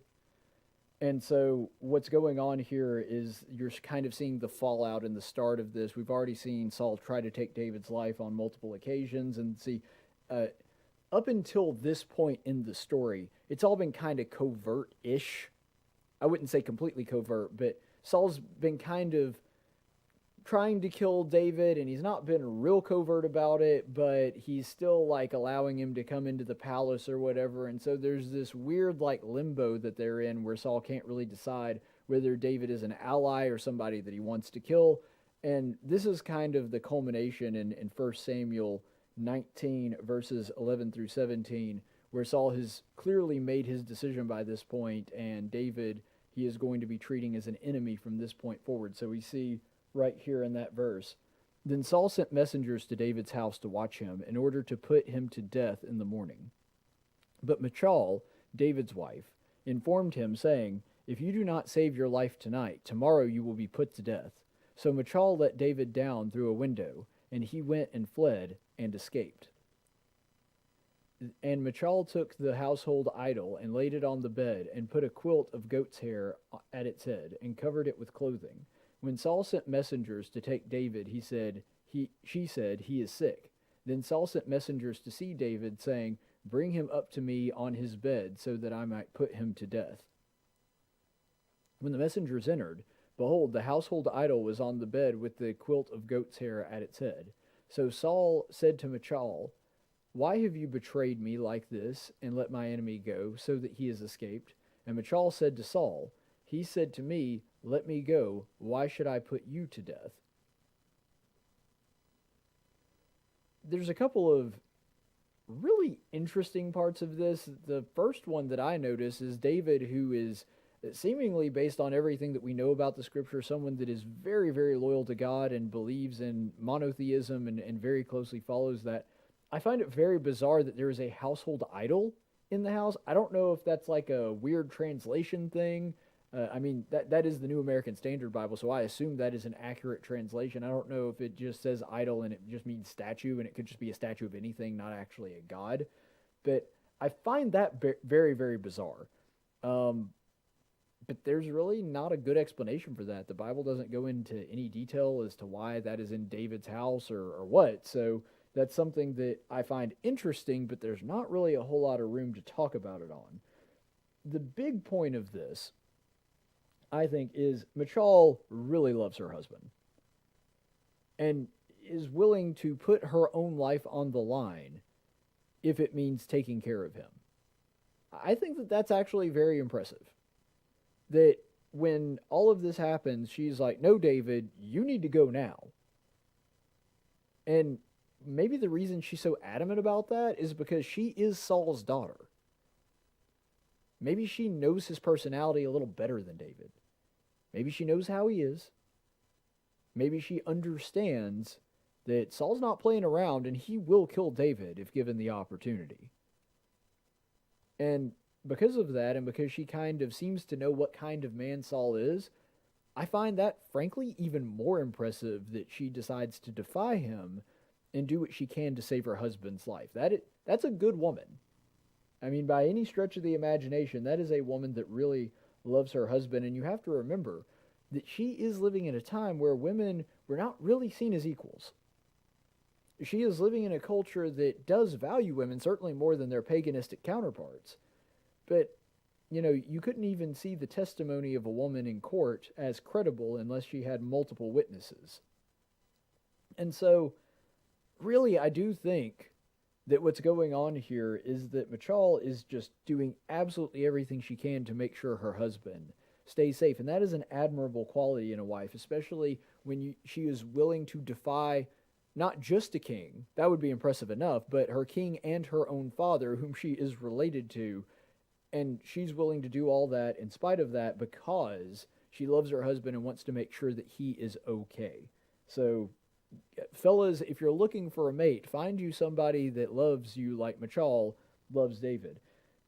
The second part of this is that Michal does sort of cook up this scheme that's going on here, and I get it. I mean, it makes sense that if she is concerned about David's well-being, that she does this to, I guess, buy time so that they don't know that he's missing. And then she lies to Saul about it. I don't necessarily condone the lying, and I don't think that the Bible is trying to condone the lying either. In fact, I think that it would have shown a great deal more faith in God that God was going to take care of her if she had just straight up said to Saul, because you see in that last part there, and in fact, it may just be best if I go ahead and pull it up again. If you look at the last part of the verse there in verse 17, where she says to Saul, he said to me, let me go, why should I put you to death? So what seems to be implied here is that Michal, there's a lot going on in her head right now. And that's understandable. I mean, her father just tried to kill her husband, so that's understandable. But when she is saying that why he said, let me go, why should I put you to death? It seems to imply that what she is telling Saul what happened is that she's not the one that told David to get out of here. What happened is that, oh, well, Dad, I was going to try to stop him, but he basically threatened me, and if I didn't let him go, that he was going to kill me, so I let him go out the window and he escaped. Is she doing this because she knows what Saul is capable of? She seems to certainly know what Saul is capable of when she tells David, hey, you better get the heck out of Dodge because he's coming after you. And frankly, it's surprising that David would even need that encouragement considering Saul's already tried to kill him at least 3 times. But nonetheless, here we see Michal doing this, and I think it's because she knew her dad. And she knew that he was willing to kill David, and he was also willing to kill her if he believed that she betrayed him. And so because of that, she creates this lie to sort of persuade him that, no, I didn't betray you, Dad. David left and he threatened to kill me if I tried to stop him. But that's not what happened. I think Michal's love of David is very strong and very admirable. I do, however, think her faith in God needs a little work. Now, I don't know exactly how God would have handled the situation. If it had been the reverse, I don't know if Saul really would have killed her, or if somehow God would have protected Michal. But I do know that I find it hard to believe that if Michal had shown that much faith in God, that there wouldn't have been something happen after that, that she would have been talked about as a hero in the scripture afterward, that she would have been given, even if she had been put to death, she would have been remembered as a incredibly brave woman who did everything that she could to protect her husband, but also believed in God and had such a rock-solid faith in him that she did not fear what her father, the king, could do to her. And another thing that I want to mention about this, and I understand this is jumping ahead, but I think this is a good point to bring this up. Michal saves David's life. There's no question about it. And I think that it's fair to say that God saved David's life by having Michal do all this and putting the right people in the right place. Who knows, maybe this is even the reason that we see Saul's younger daughter, Michal, as opposed to the one that Saul originally promised to David. Maybe this is the reason that God had it worked out to where Michal was going to be the one that he married. We don't know. But I do think that it's incredibly sad that David doesn't go back for her. I admire her staying behind and trying to protect David and buying him as much time as possible. I really do. But I think there's some personal failings on David's part. And I say this because of what we know about David afterward. We know that at one point he gets into a fight with Michal to the point to where he doesn't really even have much of a relationship with her anymore. That was a fight that happens much later when the Ark of the Covenant is returned to Jerusalem. And we also know that David takes another wife while he is gone on this journey that he has just been sent on where he's running from Saul. He takes Abigail. And then we know that he takes another wife after that. And then there's the whole business with Bathsheba and so on and so forth. And David had quite a few wives. Michal was his first. Michal was the wife of his youth. And it is incredibly sad that he does not go back for her. Because do you really believe, especially with God's promises, that if David had waited, 2 or 3 weeks and then snuck back in and rescued Michal and had her travel around with him as they're on the run from her father, don't you think that God would have facilitated that if that's where David's heart was? Don't get me wrong, I'm not trying to be down on David. He's one of my favorite Bible characters. I love David. I love his character. But I think that his biggest weakness was with women. That instead of, clinging to and sort of knitting himself to the wife of his youth, he wanted a whole bunch of women. And I understand that the law permitted that at the time, but that doesn't mean it was God's ideal. And that's something that Jesus points out later on in Matthew 19, where he says, God's original design is a man, singular, shall be joined to his wife, singular. And the two become one flesh. And so God's ideal, if David was living the way that God prescribed in this particular facet of his life, would have been for him to be married and committed to Michal, and that's it. And I do find it sad that David doesn't go charging back in to rescue her. I understand, as a practical standpoint, holding off for a little while. I really do. I would not have thought any badly of David whatsoever if he waits like a month for things to cool down and then slips in and sneaks Michal out. That would have been perfectly acceptable, but the fact that he doesn't go back after her, I don't know. I really think that it bothers me, and I think that it is indicative of the fact that David's not really all that committed to her. And that is incredibly sad. But I think that really our takeaway from all of this should be, whether you're looking at it from Michal's perspective or from David's perspective, having a spouse is a great blessing. But ultimately, it's a secondary commitment. Ultimately, it is not as important as your first relationship, which is the one between you and your Creator.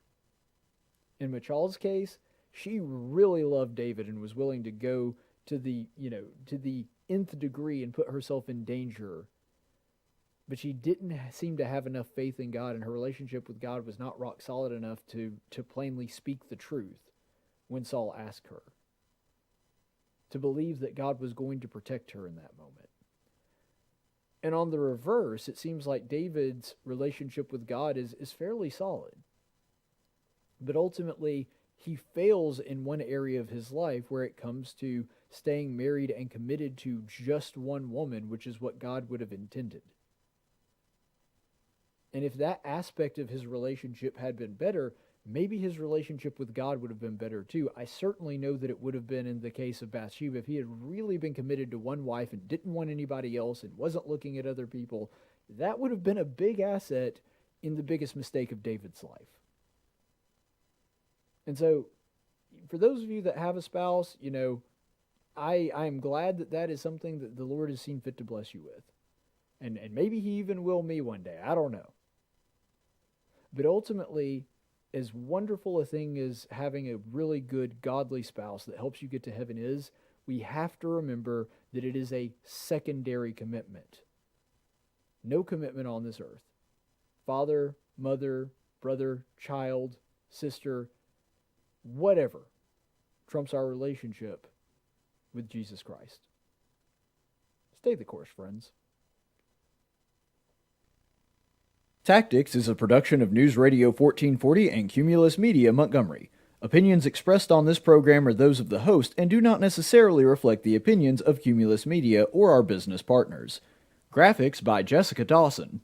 Video production by Jackson Dean. Broadcast studio provided by Faulkner University. Location studio provided by the Dalrata Church of Christ. Copyright 2020.